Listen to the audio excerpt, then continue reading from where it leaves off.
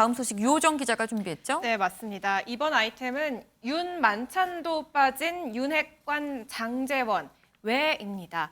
이준석 대표의 징계 이후에 윤 대통령과 권성동 원내대표를 비롯해서 당내 윤핵관, 친윤 3명이 회동한 것으로 알려졌죠. 네. 그런데 이 자리에 이 윤핵관의 핵심 중 핵심이라고 불리는 장제원 의원이 불참을 했습니다. 네. 선약이 있었다고 하는데 네. 이 장 의원은 권성동 직무대행 체제가 결정된 의총에도 빠졌었고요. 맞아요. 또 앞서서 안철수 의원이 주도한 토론회에도 권성동 원내대표는 왔는데 이 장제원 의원만 불참을 했습니다. 그렇네요. 앞서 장 의원 모임에는 안철수 의원이 갔기 때문에 네. 더 눈길을 끌었는데 우연인지 아닌지 이 대표 윤핵관 2명이 함께 할 법한 자리에 이렇게 계속 같이 만나지 않고 있는 상황이 이어지고 있습니다. 아니 사실 그래서 나오는 얘기가 장제원 의원과 권성동 이 대표 직무대행이 서로 좀 지금 사이가 안 좋은 거 아니냐라는 얘기가 그래서 나오거든요. 네, 맞습니다. 그래서 오늘 권성동 원내대표가 두 사람 사이에 이견이 있는 거 아니냐라는 네. 질문을 받았거든요. 그런데 여기에 권 원내대표가 어떤 답변했는지 직접 들어보시죠. 장제원 의원과 저와의 관계에 대해서 지나치게 억측과 추측이 난무하는 것 같습니다. 잘 지내고 있고요. 저도 통화를 했습니다마는 지역구 일이 있어서 불참한다는 전화를 받았습니다. 전화 통화를 했습니다. 예. 네, 앞서서 이 당 내에서는 조기 전당대회, 비대위 체제 다양한 목소리들이 있었지만 어쨌든 네. 의총을 거쳐서 직무대행 체제로 빠르게 좀 교통 정리가 된 상황이잖아요. 네. 그래서 본격적인 원톱 행보에 나선 권성동 원내대표는 불화설 없다라고 일축을 했지만 이 또 다른 윤핵관, 이 장제원 의원은 관련해서 별다른 입장을 내지 않고 있는 상황입니다. 앞서 장 의원은 윤핵관의 핵심 아니냐라는 질문에 그렇지 않다라고 선을 그은 바 있습니다. 그렇군요. 네, 지금 보면 둘이 잘 지낸다고 지금 권성동 원내대표는 얘기를 했습니다. 그런데 둘이 잘 사이가 좋다고 한다면 굳이 윤석열 대통령이 함께하는 이 만찬 자리에 장제원 의원이 지금 지역구 일이 있어서 불참한다고 권성동 원내대표한테 얘기했다는데 지역구 일이 뭐길래 이렇게 만찬도 마다할 만큼 중요한 이유였을까요? 네, 그래서 알아보니까 당일 저녁에 장 의원은 박형준 부산시장을 만난 것으로 확인이 됐습니다. 저희가 네. 박 시장에게 직접 확인을 해보니 네. 당일 저녁에 만난 것이 맞고 이 부산 백스코 관련 얘기를 했다라고만 전한 상황인데요. 이렇게 지역구 행사 뒤에 박 시장과 저녁 식사를 한 상황까지 확인이 네. 됐고요.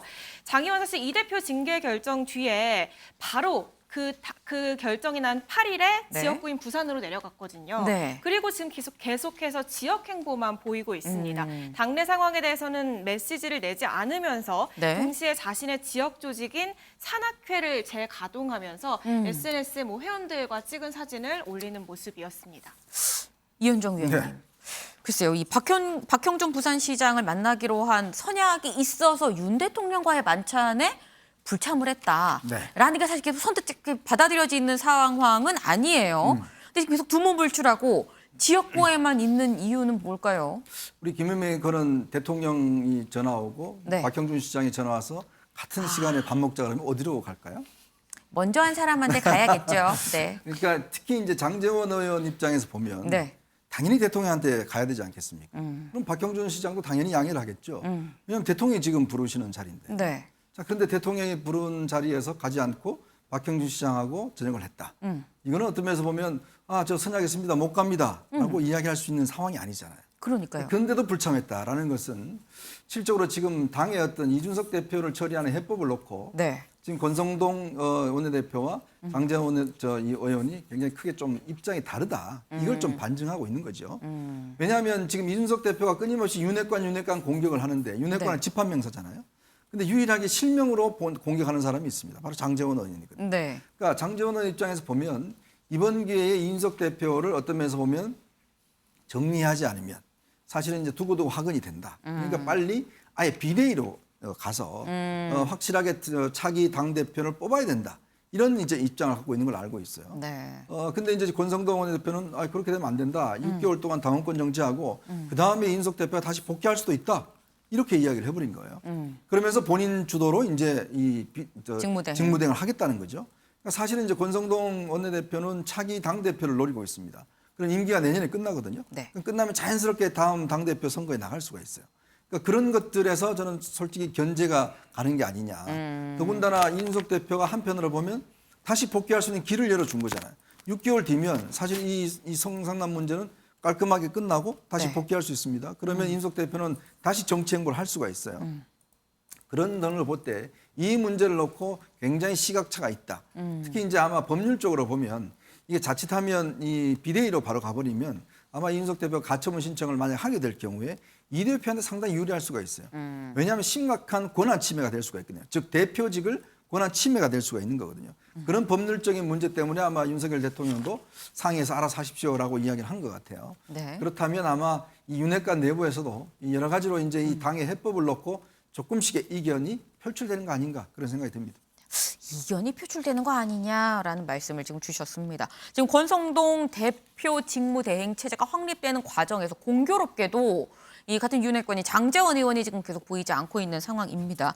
이런 가운데 이 지도부 체제를 확립하는 이 논의 과정에서 사실 의원총회가 있었죠. 이 의원총회를 앞두고 초선 의원들이 따로 모였었는데 이때 초선 의원들이 한 얘기 내용이 또 화제가 되고 있어요. 네, 맞습니다. 이 의총전에 열렸던 모임이었는데 이 두 의원이 마이크가 켜진지를 모르고 이 대화를 나눈 게 공개가 되면서 논란입니다. 이 유상범, 최영도 의원의 얘기인데 이준석 대표의 추가 징계 가능성이 거론이 됐습니다. 직접 들어보시죠. 1월 달에 잘못된 복수를 할 수 있으니까 지금 정진들 중에는 자기 위불리에 따라서 전당대회를 하자, 임시를 하자 뭐 이런 여러 가지 해석이 나오고 그런 얘기 나오면 안 돼. 안 되니까 아예 그거는 그냥 맡기면 되는 거지. 그러니까 그건 우리가 얘기할 게 아니라니까. 근데 뭐 당헌 당규에 따라서 한다는 자체가 당헌 당규에 따라서 할 경우는 어떻게 해석하는 거였어? 그냥 그 직무대행으로 가는 거예요. 중국대 가는 거는 근데 언제까지로 보고 있어요? 응? 6개월 그대로. 그래요. 아니 그 사이에 여러 가지 자 기소가 되면 진짜 다시 해야죠. 그렇지 않는데. 수사 결과에서 성상납 있었다 인정되면 어쩔 거야. 수사 결과 성상납 인정된 게 나왔단 말이야. 확정적으로. 그 얘기는 그러니까 그건 나중에 아닐 경우도 생각을 해야지. 아닐 경우도 생각하는데 지금까지 조사한 걸 흘러보면 이 가벌성이 있어, 이 공소시 남아 있어요. 그건 중요한 게 아니라니까. 아니라고. 그걸 다 거짓말했잖아. 나 안 했다고. 그게 더 중요한 거지. 그다음에 또 있어요. 이거 비대로도 갈 수가 있어요. 좀 이따 최고위원들이 사퇴를 해버리면 아하. 또 비대로 바뀌기도 하고. 그러니까 지금 당장 여기서 우리 여기 해석을 잘못하면 안 된다는 거예요. 그렇지. 그런 경계로 그럴까 봐. 그러니까요. 왜냐하면 이 중진 언론들은 중진들한테 전당대회 자기들- 조기 전당대회 이런 얘기 안 나오겠고. 네, 아닐 경우도 생각해야 되지만 지금까지 수사 결과를 보면 성상납이 있었다라고 나왔단 말이야 라는 네. 얘기를 하면서 만약에 기소가 되면 다시 이 결정을 해야 된다라는 취지의 얘기를 오갔습니다. 나눈 상황입니다. 네. 여기에 유상범 의원은 이 자신의 대화가 그러니까 사실 언론이 취재하는 줄 모르고 있었던 상황인 거죠. 마이크가 네. 켜져 있었기 때문에 이런 대화가 노출된 것에 대해서 합의에 반하는 보도다라면서 자신은 일반론적인 이야기를 한 것이다라고 해명을 했습니다. 그렇군요. 그런데 대화 내용 중에 이런 내용이 있었습니다. 그 사이에 기소가 되면 징계를 다시 해야 돼라는 얘기가 있었어요. 그러니까 다시 말해서 이준석 대표가 이 6개월 징계를 받은 그 사이에 경찰 수사 결과 기소 의견으로 좀 송치가 된다고 하면 그리고 기소가 된다고 하면 윤리위 징계를 다시 해야 된다. 지금 이런 얘기인 것 같아요, 김영 기자. 네, 그렇습니다. 이 국민의힘 규정을 보면은요, 네. 일단 수사기관이 판단을 해서 기소를 하게 되면 네. 그 순간부터 동시에 이 모든 직무가 정지가 되게 됩니다. 일단 사실 기소가 되면은 그 뒤로부터 좀 굉장히 지난한 과정이 있지 않습니까? 특히 뭐 그쵸. 대법원까지 가게 된다면 이 무죄를 만약에 받더라도 기본적으로 몇 년 시간이 소요가 되기 때문에 네. 국민의힘 같은 경우에는 이런 규정을 만들어 놓은 것으로 보이는데 이 가장 가까운 사례로는 이 박근혜 전 대통령이 네. 이 18개 혐의로 기소가 됐을 때 네. 이 자유한국당 뭐 1호 당원이었지만은 당시에 당원권 자체가 없어진 그런 사례가 있었습니다. 일단 다시 돌아와서 이 초선 의원들이 이야기한 네. 이 만약에 기소가 되는 상황을 고려를 해도요, 두 가지 시나리오가 지금 나올 수 있을 것 같습니다. 네. 이 이준석 대표의 이 자녀 임기에 따라서 두 가지 시나리오가 나올 것 같은데 네. 일단 당대표 임기가 내년 6월까지인데 만약 경찰 기소가 올해 안에 이루어지면은 네. 60일 내에 전당대회를 새로 열어서 당대표 새로 뽑아야 합니다. 네. 하지만 경찰 조사 길어져서 내년으로 넘어가서 기소가 되면은 이 원내대표가 당대표직을 승계해서 수행을 하도록 지금 규정에 나와 있거든요. 네. 만약에 제3의 시나리오로 뭐 비대위 체제 등도 지금 거론이 되고 있기는 한데 네. 뭐 만약에 비대위 체제가 뭐 들어선다고 하더라도 지금 현재 상황이 권성동 체제이기 때문에 네. 비대위 체제에서도 권성동 원내대표 입김은 좀 강할 것이라는 분석이 지배적인 상황입니다. 지금 김현 기자 얘기를 들어보면 어쨌거나 이 대표의 뭐 기소 여부 그리고 이 기소 시기, 만약 기소가 된다고 한다면 기소 시기가 굉장히 좀 중요한 상황이 될 것 같습니다. 근데 그렇다고 한다면 지금 어떻게 보면 키가 될 수 있는 경찰 수사 결과는 경찰 이 수사 조사는 어떻게 지금 진행이 되고 있는 거예요? 네, 말씀하신 대로 경찰 조사가 이제 굉장히 중요해진 상황인데요. 네. 이 조사의 속도를 좀 내는 모양새입니다. 일단 이준석 대표에게 성상납했다고 주장하고 있는 이 김성진 대표 지금 2차례 접견 조사했는데 일주일 뒤에 세 번째 조사를 진행할 예정이라고 하고요. 네. 이 김성진 대표가 현재 구속 수감 중인데 지금까지는 좀 조사에 미온적으로 대응을 하다가 최근에 갑자기 좀 협조적으로 나오면서 조사에도 좀 속도가 붙을 것으로 전해지고 있습니다. 이 일주일 뒤에 이 3차 참고인 조사가 끝나고 나면 네. 경찰이 아마 이때부터 이준석 대표의 소환 조사도 지금 검토를 하고 있는 것으로 전해지고 있습니다. 그렇군요. 그럼 이런 상황에서 이준석 대표는 여전히 잠행 중인 걸까요? 네, 이준석 대표 이 윤리위 징계 이후에 사실 침묵을 좀 이어가고 있었는데 오늘 오전에 이 침묵을 깼습니다. 지금 윤리위 징계 이후 SNS를 통해서 처음 입을 열었는데요. 네. 지금 아마 광주에 머물고 있는 것으로 보여지는데 이 무등산에 올라서 네. 있는 보고 계신 저 사진을 오. 오늘 SNS에 게시를 했습니다. 네. 무등산 정상에 오른 이유 등에 대해서 이야기를 했고요. 징계위에 대한 이야기는 사실 없었습니다. 윤리위에 대한 이야기는 사실 없었습니다. 네. 여기서 좀 내용을 저희가 짧게 설명을 드리면은 원래 광주에서 할 계획이 있었는데 네. 어찌됐든 광주 시민들에게 죄송하다 이야기를 했고요. 네. 대신 조금 늦어질 뿐이지 광주 시민들과의 약속은 잊지는 않겠다. 은연중에 복귀에 대한 이야기를 좀 내비치기도 했습니다. 일단 저희 프레스룸도 이준석 대표와 좀 직접 연락을 취해보려고 했는데 이준석 네. 대표 언론 인터뷰는 당분간 좀 하지 않을 것으로 보이고요. 네. 지금 이준석 당대표를 제외한 당대표실 당직자 등은 네. 전원 정상적인 출근을 하고 있는 것으로 전해지고 있습니다.